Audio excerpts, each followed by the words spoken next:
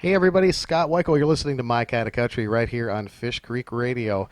This lady enjoyed crossover music success back in the 80s with the song Nobody, which reached number 15 on the pop charts and number 1 on the country charts and earned her a gold record and Female Artist of the Year and all sorts of great awards, including a Grammy nomination. And you all know her songs, man. She's one of my very favorite singers, and it's a pleasure to have her on the show today because she's got a brand new album and we're going to talk about it. It's called It's All in the Family. Please welcome Sylvia to My Kind of Country. Sylvia, how are you? I'm good, Scott. How are you doing today? I'm doing fantastic. Should I be calling you Sylvia Hutton? Are you doing so? No, you can call me Sylvia Hutton, but most people wouldn't know who that is. I really just still record under my first name. Since I started out that way, I figure, well, it worked then, it should work now. Well, I guess so. Well, it's a pretty great thing when you don't just by your first name. Everybody knows who that is. So. uh, Well, yeah, it is pretty cool to be able to just use one name, but I just didn't want to make up a phony last name. My last name, maiden name, is Kirby, and I think the record label RCA thought that was a little too pedestrian or something, or maybe would remind people of a vacuum cleaner. So that's really why I only used my first name, but Sylvia is my real name. well, you heard it right here on My Kind of Country, there, folks. That's great. I love it. Well, I have had a chance to listen to this album several times, and I've got to tell you, it strikes me as an album that you need to sit down and listen to as an album. And when I say that, we live in an age where people are downloading songs and listening to tracks. But I think this is an album that needs to be heard from start to finish the way that you've put it together because to me, it's kind of like a tapestry of family and relationships and everything. And is that kind of what you were going for with this project? Oh, Scott, you are so astute in your listening. That is so true. This record really is. It feels like, and that's weird that you use the word tapestry because I have actually had Carole King's Tapestry record. I have an album collection, vinyl records, and I've had that out as an inspiration to me through the whole making of this record because that's one of my favorite records of all time.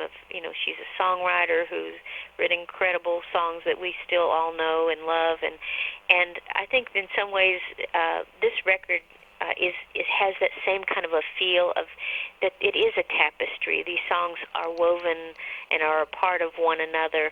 They stand on their own, as solo songs, but I think the listeners would really enjoy it if they did sit down and listen to it from start to finish. There's something that happens when they're all together that just you get a sense of something bigger than the individual songs themselves. Absolutely.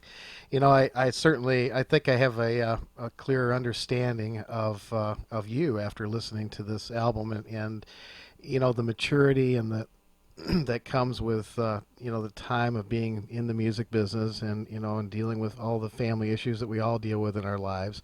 And I understand you're also a life coach for people that are getting in the music business, and so I'm sure that had a lot to do with being able to draw inspiration to write your music. Yes, it has influenced. Being a life and career coach has influenced me. Maybe not in the ways you might guess, but what I do as a coach when I'm working with people is that I'm deeply listening to their stories. The story about their life, the story of how they're feeling about their work, or about how they see themselves moving into their future. And so through these years, I've been a coach for about 16 years now and got my certification at a really wonderful coaching school called the Hudson Institute of Santa Barbara. And I think the practice of deeply listening to people and deeply listening to people's stories, listening to not just the words that they're speaking, but listening underneath the words and between the words into kind of a more intuitive space has given me a different approach to songwriting. It's deepened my ability to listen. Several of the songs on the record, the melodies were written by my good friend and co-producer John Mock. Those melodies, sitting and living with those melodies and just deeply listening to them without thinking too much and allowing what that music to be, what it's about to emerge out of the melodies has been just a miraculous experience for me in this process of co-writing 9 of the 12 songs on the record. So you're right. There is a correlation between my work as a coach and being a listener and being a songwriter. Well, that's outstanding. And this is an album, it's a very different sound from your days of, Nobody and all those songs that you were doing back at that time. It's like I said, I think it's a much more mature album, and I think it's something that's really going to make the listener tune in and really, really listen closely to the lyrics and the melodies, and because they're so nicely interwoven with each other. Oh, thank you so much. I have never been this excited about a record coming out in my whole career, and I've been excited about every one, and I guess you would hope that each subsequent album you would feel that way, but it just feels like John Mock and myself, and John and I have worked together for 25 years now making music, and I think we both have kind of come to this confluence of things in our lives and in the gifts that we were given as writers and musicians, and me as a singer. Just some things have come together that in a powerful way that just feel like it's more than just about me, the singer. It's about this music. It's about family, and it's about how, it's about who we are and where we came from, and those are all questions that I ponder myself personally on my own life journey, and that I'm pondering with people who come to me to work with me as their coach. And then this music feels like it's a part of that. It's being able to put into music and into words this journey that I think that we're all on. Absolutely. Artists always, when they have a new album out, they always say, this is the best album I've ever done, Mm-hmm. but, it's not lip service here. You've got the album to back it up, and I think this is a career album for you. I really do. Oh, thank you so much.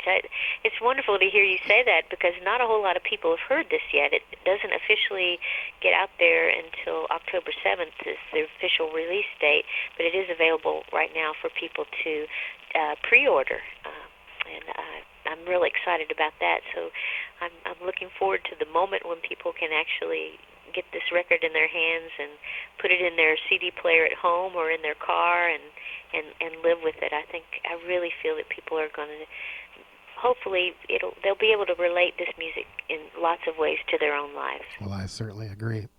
Excuse me. I'm fighting allergies this time of the year. My apologies if I'm coughing once in a while. It's okay. Listen, I think we're all fighting them. Oh, man. I'll tell you what. We went from 90 degrees down to 60, and it's... I want to mention right away, too, that the website is sylviamusic.com. We will have that information on our Facebook page. And you can pre-order the album right now. It's called It's All in the Family. You can pre-order it at CD Baby. And I understand you'll get an autographed copy if you pre-order it with CD Baby. And it's available at iTunes, and it will be available in stores on October 7th. And folks, it's going to be one you're going to want to listen to, and we're very privileged to have the album. And like I said, I've been able to listen to it several times, and we're going to play some of the songs for you on the air tonight, so this will probably be the radio debut for some of these songs, so I'm very excited about that as well. Oh, that's great, Scott. Thank you. I'm so glad that you sound as excited about this record as I am. Oh, I'm very excited. I want to ask you about a couple songs real quick before you go. Sure. One of them, I absolutely love this song, and it got me right away because I heard this old record come on, this scratchy old record sound, and I love things like that. And it's called Grandpa Kirby Running the Hounds. Yes, that is about my grandfather Kirby. When I inherited my grandfather's banjo and his fiddle, and I'm so grateful for that. And one of the first things I knew when I made this record is I wanted the voices of those instruments somehow to make it onto this record. The very intro that you described, the scratchy record part, you're listening to my grandfather's fiddle being played by Stuart Duncan and my grandfather's banjo being played by John Mock. Oh, wow, that's cool. Yeah, and so when you stop hearing the scratchy record part and it sounds, it doesn't sound like an old 78 RPM record, then it sounds just like today. Then that's Stuart Duncan and John Mock playing their instruments. But that song has a special place on the record, and it's kind of fitting that it's kind of right smack dab in the middle of the record. Yeah. But my grandfather played fiddle and banjo at barn dances when he was a teenager into the teens and 1920s in that time period, and really throughout his life.